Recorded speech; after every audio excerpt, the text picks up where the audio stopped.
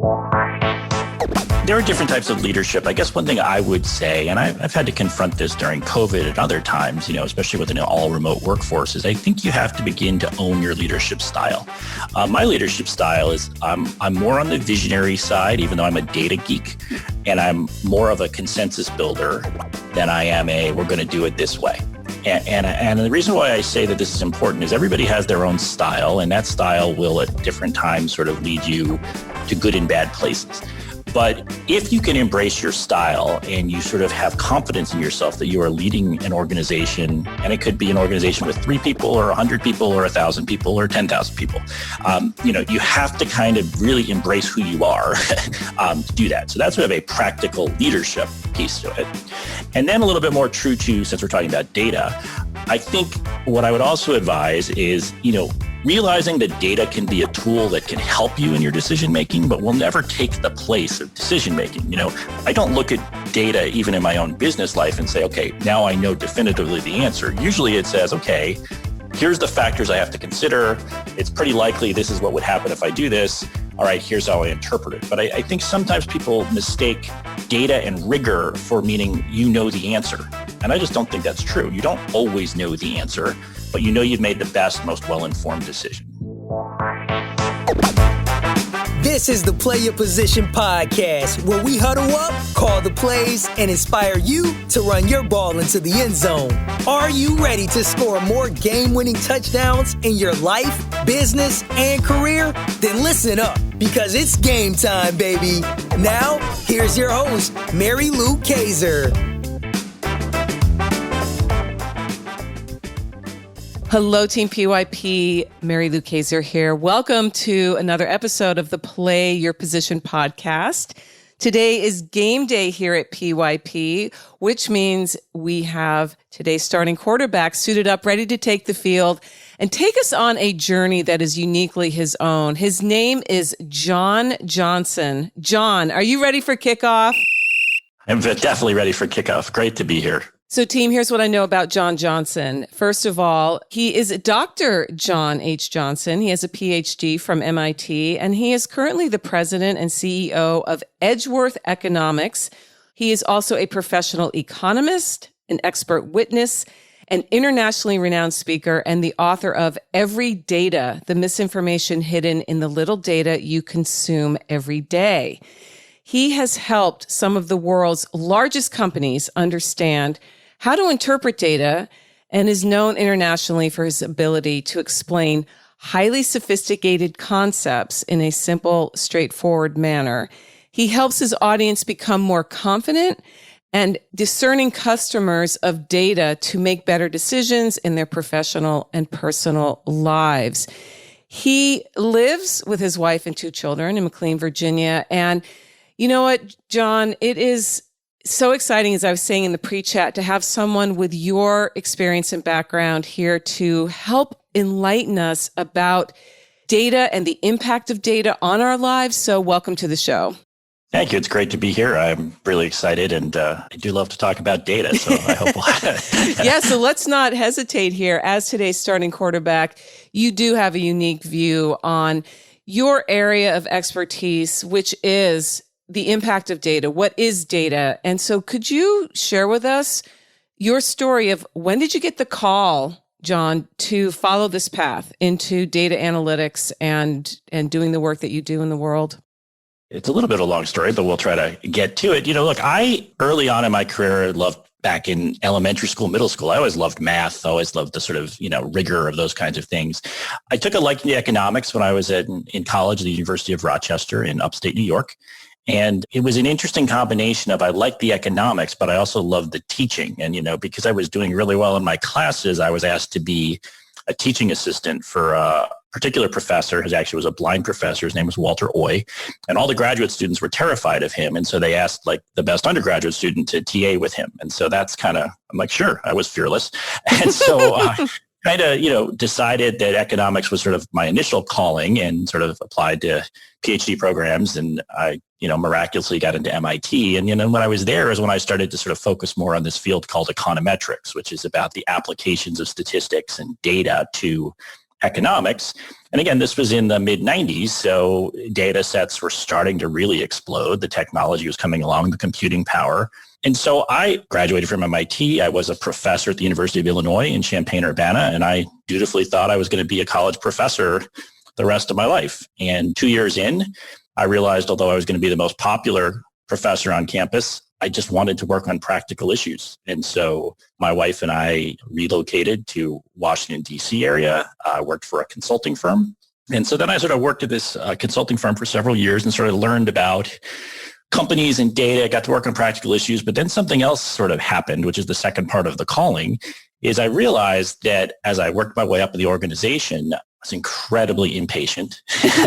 In fact, one of my performance reviews, I remember someone telling me, "Oh, you're a superstar, but you just have to be patient. If you just wait 10 or 15 years, you'll get your turn to do things your way," which is the most demotivating thing you could ever tell a young, motivated person. And I said, I don't want to wait. And so I started my own firm. And people thought I was out of my mind. This was 2009 or the recession.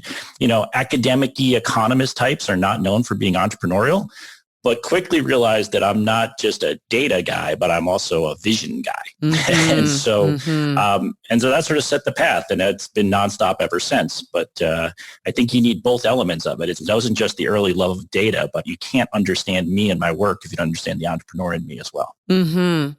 Well, thank you for sharing that story. I think it's so important to establish the baseline. How did you get where you are today? And what is it that keeps you excited and motivated to look at large data sets? If you could explain to us as succinctly as possible, what exactly is data? This term is tossed around all the time, but honestly, I don't think most people truly understand what it is. Yeah, I don't either. And data actually is a very, very broad term. I think people immediately fixate on Excel spreadsheets as data. But data actually is all sorts of information that is around us. Anything that can be compiled, can be synthesized, can be observed. So, spoken words and qualitative answers to questions can be converted as a form of data, right? Numbers, of course, are data and things from financial statements, but then there's also opinion surveys are data.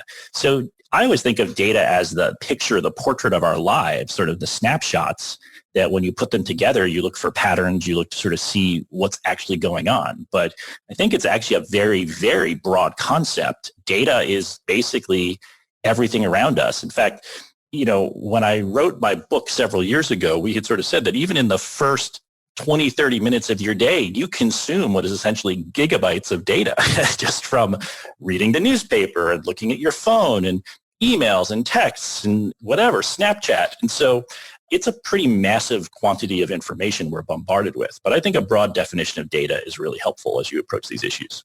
And so what are some of the most common data traps that we face every day? Well, there's a lot of them. I think, sort of the way I try to think about it with people is, first of all, not everyone's trained in statistics and sort of formal sort of number crunching. That doesn't mean you can't be a sound consumer of data. First of all, there's a degree of intuition and just whether you call it inquisitiveness or cynicism, it sort of maybe depends on your bent. Right. So a great example I always like to give is, you read a newspaper article that says living near a Starbucks will increase your home's values. And you're like, wow, that's pretty interesting. Maybe I should move near the Starbucks. And you read the newspaper article and you find that it says, oh, well, houses, close to Starbucks were shown to be, $25,000 more expensive than other houses. And you might, as a consumer of data, say that's great. Now, should you run off and buy a house near Starbucks to raise your home value? Or should you step back and think to yourself, based on your own intuition, well, what if it's the case that Starbucks strategically places their stores in the highest value neighborhoods? The causation is backwards. Right. Right. So that's a really simple example of causation. People use this trite phrase, correlation is not causation, but I like to think of it more as, let's be more thoughtful about what the relationship is we are looking at and what the data could actually be telling us. And for that, you didn't need a statistical background to figure out what I just described. You just needed to stop and think. So I think one part of it is really thinking hard about what is a statistical relationship? What is data telling us? And are there alternative explanations? That's about discipline in your thinking more than just simply running statistical analyses. Then there's the idea of quality of data. I think one of the things that people often miss is the mere existence of a data set doesn't mean it's actually meaningful for the question you want to answer. And so I may be sitting on a data set, but if it doesn't have the right components, if it doesn't have the right things, then it's not really maybe appropriate to answer my question. So the other thing I always try to think about is when you think about data-oriented issues, I was thinking about what is the question I want to answer? What does the available data tell me? And then what can I do with it? And so that sort of discipline, again, in terms of your thinking with the data is a really, really critical part. Look, there's lots of other things people have heard about, averages lying and sort of cherry picking of data. And I think those are all really important. But at a high level, I always like to start with the two conceptual things. Causation is critical. And can I answer the question with the data I have? I think those are two just right out of the box. You always have to start with those. Yeah, you're getting into territory I'm passionate about, which is critical thinking. And we need more of it because I just see a gap in critical thinking, especially what's been happening over the last 6 months with so much of the fabricated stories and to your point, John, people can cherry pick, people can point to certain stats that helps advance their narrative. That's really easy to do. And then ultimately, I think what you're getting at is exactly the point, is we have to learn how to think through the information, the data that we are exposed to, and take some time. I know that sounds crazy in a fast-paced world, but we need to sit back and say, what is really going on here? I think it's interesting you brought up the Starbucks example because I live in an area where there's a Trader Joe's, and there's been studies done that Trader Joe's exist only in areas of higher home values. But is it what you said? Is it that Trader Joe's comes to areas that already have that higher income bracket? I mean, it's one of those things. Yeah. I do think the rigor is critical. And again, I understand we are all busy, but at the same time, if we don't pause and take the time now to provide some discipline, who's going to do that? I mean, you basically, one of the odd conundrums of the times we live in is we're in a time where we have more data and more ability to actually put concepts to the test in a rigorous way than we ever have had before. And yet somehow that has resulted in people doing less rigorous thinking and trying less hard, and instead just sort of randomly throwing out and espousing theories where really, what does a fact mean? What does data mean? So, I think that's part of just an important literacy battle that we all fight. And, I think of it as data literacy. We have to be data literate as a society to continue to, move forward. Yeah. And so what leadership role do you see yourself playing in advancing that data literacy? Because I know that is part of your whole MO right now. That's what you're passionate about. I think that, as I said, the teacher in me has never really left. I mean, my firm does a fair amount of thought leadership. And I don't always love that term, but sometimes I think it's a little, again, people use it sort of as if you have to be writing Nobel Prize winning papers to necessarily be contributing to the advancement of knowledge, right? But we do try to look at practical issues in everything we do. And so there's part of it that's very pragmatic about our business. And everything we do in our business, whether it's our expert witness testimony, our consulting engagements, we are always trying to teach our clients so that they can understand not only what we did. It's not about proof, or it's not about just having blind faith that we're smart. It's that we've helped them along the way, taken the journey to understand. So there's a practical part of our business that we've just embedded it in everything we do, that we are here to be teachers and to help explain. But then I also think more publicly, as I said, I did write this book called EVERYDATA a few years ago, which is, the misinformation and the little data you consume every day. I got to give a TEDx talk on that, and sort of some of those sort of giving speeches on those things. And then some of the classes I've taught are all ways that I feel like I continue to sort of advance. One of the things we're doing with our analytics firm is we actually do have an education component where we offer classes to small businesses, to companies, webinars, things like that, where we can actually teach basics. And I almost view that role as our data facilitator role, right? It's not necessarily that we're teaching you everything about statistics. It's that we're teaching you how to start to communicate within your organization with each other about the data you have and how to approach problems. Yeah, the key word in all of that for me is practical, is bringing these lofty concepts and making it accessible to people who don't have the same kind of educational background that you've had, the exposure that you've had to top thinkers in the field. And that to me is the exciting piece of what you do, is that you are that bridge between, okay, here's all this stuff that the average person, I don't mean average in a negative way, just general person running around living their life is never going to understand. But the fact that we are all immersed in the same giant pond where data is all around us, we, I think, need to take an active approach in understanding, even at the basic level, how is this impacting my life and the relationships, my family, my kids, my work? And so, again, you found, I think, to me, a very cool niche. And one thing about thought leadership, to me, thought leadership is leadership about thinking. And it doesn't matter what you're thinking about, as long as it is meeting some sort of need because of either an existing problem or a problem that's just beginning to emerge. And I think that's an important part too. As I said, because a big part of the early founding of our firm was about expert witness work. We're objective experts. We tend to get hired when companies have some significant issues. They usually overlap with some data issues where the data needs to be understood by the court. But that's the most practical context you can be in, right? It's not enough to just say, well, I looked at the data, it says X. You have to really be able to explain why and how and understand. And, people really care about the answer you're going to come up with. And I think that was a pretty big part of what drove me more towards practical problems and a little bit away from academic research, is I could kind of I could do whatever I wanted, but the number of people that might read my papers was so much smaller than, the number of people that work with me in this environment and care about the answer I get. It's just a different context and way to apply your skill set.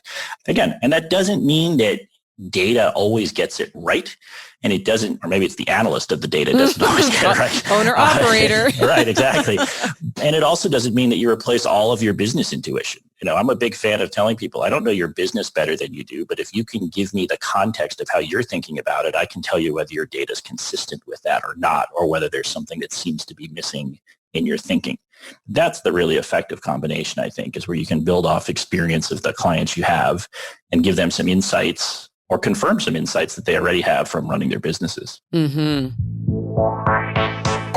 It's halftime here at the Play Your Position podcast, and we've got ourselves a great game. While you're up grabbing another snack and topping off your favorite beverage, make sure to subscribe to the show so you never miss another play.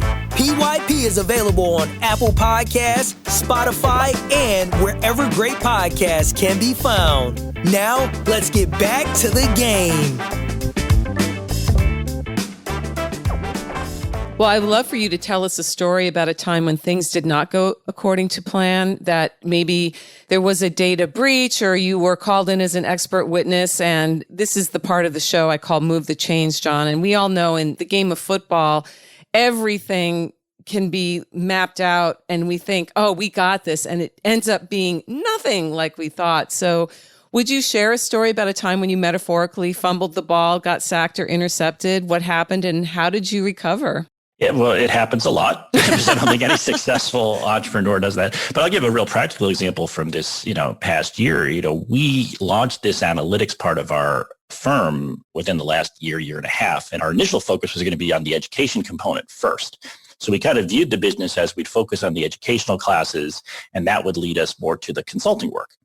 Well, one of the predicates of the education was we have to get out and about and see people and talk to people and be in person and all those things. And then all of a sudden COVID hit. And all of our plans to speak at all of these conferences, all of the ways we were going to market that part of the business were all out the window, just gone. Bye-bye. And so what we did is, we've pivoted. And in the beginning of the COVID epidemic, we saw an opportunity to sort of really hone in then on the thought leadership piece. We did a lot of work to put out white papers on COVID. We built several dashboards, one that just took the state of Maryland's data and just put it up. We got a fair amount of media coverage from that. Then we actually ended up getting engaged by the National Football League Players Association, who hired us to build a dashboard for their players. It's on their website that anybody can go to, actually, the NFLPA, and basically tracks for every city the case counts for every NFL city so they could be better informed. And so, again, we're still finding our way a little bit, I would say, with some of these different sort of analytics projects. We have this huge swath of different types of things, but the entire business environment has changed. And so we've had to pivot along the way. Mm-hmm. And I think that's kind of what really had to happen is, That's not exactly what we expected. I would have thought I had already spoken at, 10 different conferences this year. Right. I haven't spoken at any. Yeah. So we just changed the plan. I think you just echoed everybody listening that, we were going along and then the brakes came to a complete stop in early March. And we've been kind of stuck at this interesting place. That said, though, to your credit, and I know to a lot of listeners as well, is rather than sit idle, look around and say, okay, I can't go in the direction I thought I was going to go in, but I can go over here. And look at what happened. I mean, again, you were saying in our pre-chat, there was no way you could predict a year and a half ago when you had the vision to launch your analytics arm that you would be building a dashboard for the NFL Players Association to track cases around a new flu that took the world by storm. How could anybody come up with that? You don't know. And again, I'm not saying any of this is easy. I'm not saying we're on the trajectory, but I do think, again, back to the entrepreneur and perhaps having gone through the 2009 recession where things were rough and a lot of things had to change, you kind of realize that if you have to keep at it, hopefully you've planned well. Nobody could have planned for this. And you have to adapt a much longer run view, right? I mean, we are going to come out of this eventually, probably not fast enough for any of us that are being a little nuts in our houses and homeschool and all the other things that are going on. But as a practical matter, smart businesses have to pivot. You have to sort of say, okay, well, let's set ourselves up for what we come out on the other side. Mm-hmm. And that's what, again, and some things will work, some things won't. And that's okay. But I think it's at the big time is sort of having a bigger picture view is how you both can be successful, but also how you simply stay sane yes. In a very difficult time. Seriously. So what is one practical situation that, an average person going about, professional, of course, around, everyday data consumption that you have some insights about ways of engaging with it differently? You mentioned about being able to step back and think critically about causation and correlation, but we're all on our phones a lot. So there's massive data sets going constantly. We're engaging with it. We're sending it. What do you tell your kids? What do you tell your kids? Ironically, my son is taking high school statistics right now. So we do our homework together and nice. It's interesting to see how we interact. I bet. He thinks he knows it better than I do. So that's good. But look, what I generally try to tell people about data is that you got to try to approach it, if you can, from a perspective of what can it teach me? What can I meaningfully learn? But also what can I not meaningfully learn, right? There are limitations and there are strengths. And so whether you're in a personal setting, whether you're in a business setting, small business, large business, right? Well, what's the question that's being asked? What's the data that's being used? Does the data actually answer the question? And if it does, what is it telling me? And that I just sort of try to follow a very rigid sort of blueprint, for lack of a better word, that just says, these are the things that you have to think about. And so when I read an article in the, and we're all prone to these biases. I mean, I always joke that I'm prone to the articles that talk about, eat more blueberries and you'll lose weight. And, and every time I know that's just not going to be true, but I'm still, there's that little part of me that's like, maybe if it is true, right? Yeah, right. But I think if we're at least realistic about how we potentially are exposed and even manipulated by data, having that sense of your radar. And again, I'm not saying you have to be cynical of every single thing, but it's more about what is it telling me meaningfully and what would be the limitations. And if you think of it that way, that's a good step towards not being misled by data that you are being bombarded with. Mm-hmm. Yeah. Every time I go on to any app on my phone or share information about myself, there is a little piece of me that does stop and say, is this safe?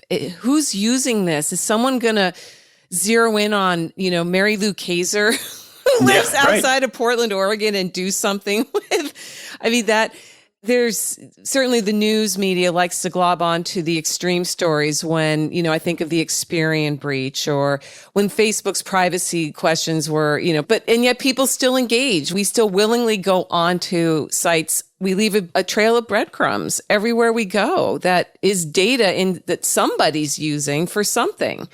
Yeah, look, there are a whole host of issues with respect to ethics of privacy and data usage and things like that, society is going to have to come sort of to grips with what they want to do about that and how we sort of interact with each other.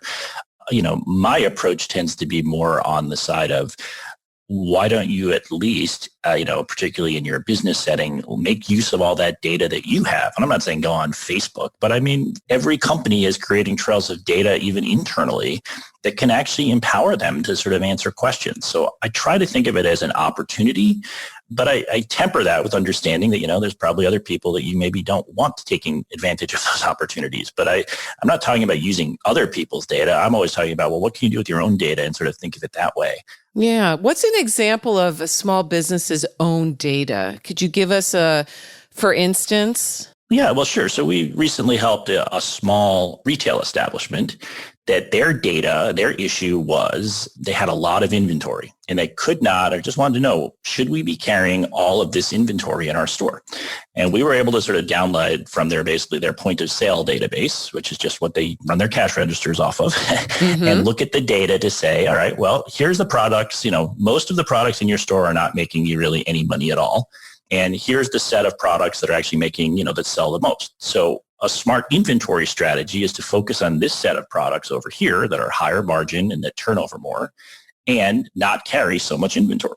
So now that's a data set that they had to keep in the ordinary course of business. And so when I talk about data sets small businesses are sitting on, it's what's the data you have in your possession that you use to run your business. That's what I mean by that. Good. Thank you. That was the helpful insight for that company, that particular organization, that, we can think about this a little differently. Yes, because I think if I owned a small retail establishment, and I've been in small retail establishments many times, and I think of the ones that I love, and some of them are absolutely crammed with products.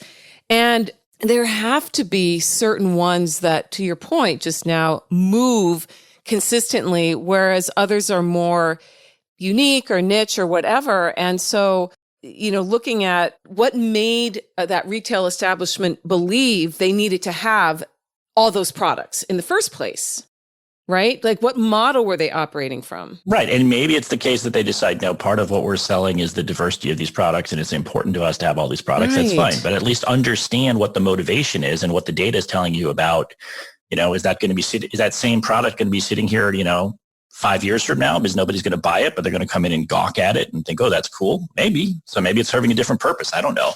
But let's at least be as honest as we can be about what it's saying in terms of the business reality for you in terms of that. And then, are there costs of carrying all that inventory? Are there space costs? There's other things. So like all of these things, you start to unwind decision-making in a formal way. Data provides another form of discipline for business decision-making. I like that. And what do you see the future of data when you put bring out your crystal ball, John, and look ahead to the next 5 or 10 years? What do you see data doing in the 2020s for us, against us, with us? Well, I think it's always, I was a little, maybe I'm the rare economist who hates forecasting. And that's fair. But look, first of all, volume of data is going to continue to explode. And so it's just remarkable. So the capabilities, the amounts of data, what we will have information on is going to continue to blow our minds. And as a result, the infinite possibilities of how data can be used, can't be used, what it can tell us, that's the first thing that will continue to happen.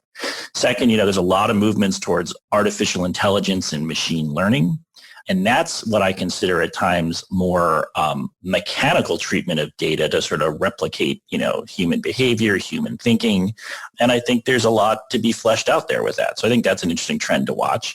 And then I think we talked about some of these privacy issues, which will continue to come to the forefront in terms of how data is out there publicly, what companies are doing with the data, what do we as a society allow or not allowed. I'd say those are 3 pretty big areas to keep your eye on for the future. Okay. Do you think we need to rethink what privacy means in a data-driven world? I think it's complicated, but I do think we always have to look as the data becomes more prevalent, as more types of information are there, as the practical threats are different. I think we have to, of course, think about how, if we're operating in a set of frameworks that existed in a totally different environment, it's a little bit like saying, we have laws about all sorts of things that applied in, the 1920s. Well, we're not in the 1920s, we're in 2020. So right. You have to, right? So at a minimum, there's a need for updating as we understand better. And so that's not taking a position on what it necessarily should be, But as a practical reality, if the entire world is changing around you, and I think it's pretty fair to say in the technology data space it is, you have to constantly be thinking about, well, what are the new implications of these issues and how do we as a society want to deal with them? I love that.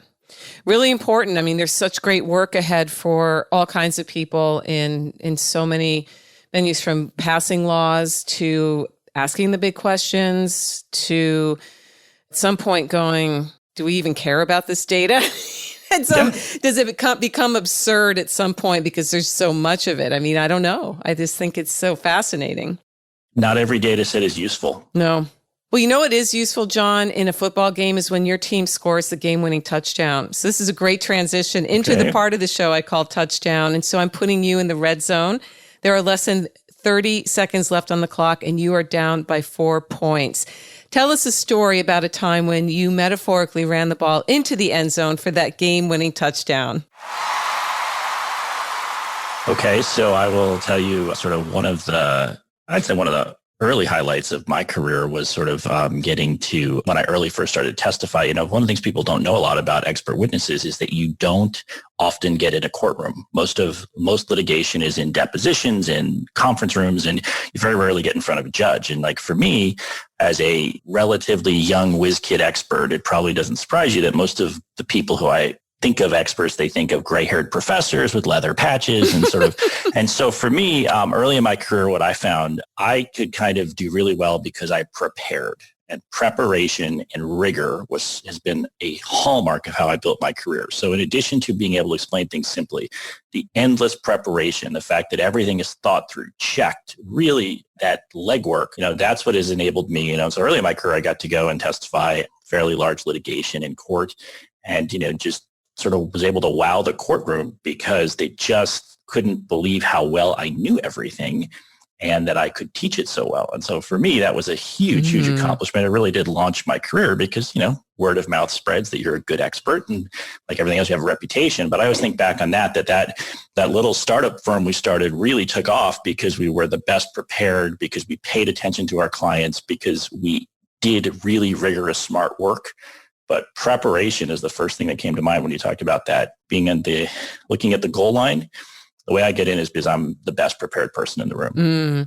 That is a great tip. Preparation makes all the difference. And if you could share a couple of other key offensive strategies straight out of your leadership playbook, John, what would they be? Things that listeners could implement right away in their lives, their careers, their businesses to see some kind of forward progress. Well, look, there are different types of leadership. I guess one thing I would say, and I've had to confront this during COVID and other times, especially with an all remote workforce, is I think you have to begin to own your leadership style. My leadership style is I'm more on the visionary side, even though I'm a data geek, and I'm more of a consensus builder than I am we're going to do it this way. And the reason why I say that this is important is everybody has their own style, and that style will at different times sort of lead you to good and bad places. But if you can embrace your style and you sort of have confidence in yourself that you are leading an organization, and it could be an organization with 3 people or 100 people or 1,000 people or 10,000 people, you have to kind of really embrace who you are to do that. So that's sort of a practical leadership piece to it. And then a little bit more true to, since we're talking about data, I think what I would also advise is, realizing that data can be a tool that can help you in your decision-making, but will never take the place of decision-making. I don't look at data even in my own business life and say, okay, now I know definitively the answer. Usually it says, okay, here's the factors I have to consider. It's pretty likely this is what would happen if I do this. All right, here's how I interpret it. But I think sometimes people mistake data and rigor for meaning the answer. And I just don't think that's true. You don't always know the answer, but you've made the best, most well-informed decision. Great tips. Great tips. And for people who'd like to learn more about you and your business, where do you hang out online? EdgeworthAnalytics.com. We have a Twitter account, Instagram, all of the usual places, Facebook. And then, especially for sort of small businesses, we do have one program called the Data Blueprint, which is a chance to sort of just, you can call and talk to us, and we try to sort of do very small one-off engagements that are just like, assume you need a person who's well-informed to just ask a few data questions to. We really try to have crafted a part of our business for sort of, small businesses as well, that like you just need a trusted advisor. We like to play that role as well. So check that out on our website as well. I think that's particularly a program I'm really excited about. Mm-hmm. So team, that you'll find the links to connect with John, to learn more about his services, to check out the blueprint will be on his show notes page at pyppodcast.com. And I'll also put a link to his book, EVERYDATA, The Misinformation Hidden in the Little Data You Consume Every Day, which is such a great title. I'm a book title aficionado, and I love the way you played on that. It's fabulous. Thank you. Before we say goodbye, this was provided to me. So I'm going to ask you, John, why won't eating grilled cheese sandwiches make us better at sex? I'm really curious what that's all about. Yeah. Okay. So, well, as it turned out that is one of the stories from our book. And there was a survey that was done that said that, grilled cheese eaters have better sex lives. And, we went and investigated it and found out a few things. One, it was done on an online dating website, which was a little bit curious. It was commissioned for National Grilled Cheese Day, which, kind of left us a little bit suspicious. And, it really wasn't clear if you're on a dating website or you're really telling the truth about all of your eating habits. I'm not really sure that's the case. So we were a little cynical of that. There was an agenda there. That was our determination. Yeah. So. Well, that's great. Well, before we say goodbye, John, tell us who your team is. Who or what are you watching on Saturday and Sunday? Look, I'm from Buffalo, New York originally, so I do a lot of Buffalo Bills, and then Washington Nationals baseball, although, we're defending world champions, but our season's about to end. So It's a little weird to watch sports in this environment, but that. And then on the other team is I watch my son Matthew's soccer games on the weekend. So that's the team I root for the most. Nice. Well, this has been great. You have enlightened me. You have enlightened Team PYP into the world of data and given us a much, I think, better understanding of what the life in a data analyst is like. You've shared some great entrepreneurial stories. I'm so glad there's someone like you in the world who is moving us forward in the right direction when it comes to these decisions that we need to all be making around how we spend our time, what we consume, what we share. And I wish you all the best as you continue your journey, John. Oh, thank you, Mary Lou. It's been a pleasure to talk to you and your listeners, and I really appreciate the kind words. Thank you. Hey, team, Mary Lou here. Who's number one in football changes from year to year. Fashion trends come and go, same with musical tastes. But leadership skills, they never go out of style. In fact, these days, leadership is an essential survival skill for a world that demands more from us than ever before. To succeed these days, you need to know how to show up for yourself so that you can then do the work you love with people you like the way you want. The Play Your Position Leadership Playbook helps you do this, and it's free. Go to pyppodcast.com to download your copy today. If being more successful this year, next year, in the 21st century is on your to-do list, get your copy of the Play Your Position Leadership Playbook now. pyppodcast.com. It's at the top of the page. You can't miss it. That's pyppodcast.com, and start being more of the leader you are meant to be today. This podcast was produced by Daniel Romeros. Show notes for this episode can be found over at pyppodcast.com. I'm Mary Lou Kaiser. Thanks for listening. Got a great key offensive strategy you like to share? Write to us at coach@pyppodcast.com or on Twitter, use #PYP and let us know how you're running your ball into the end zone for those game-winning touchdowns.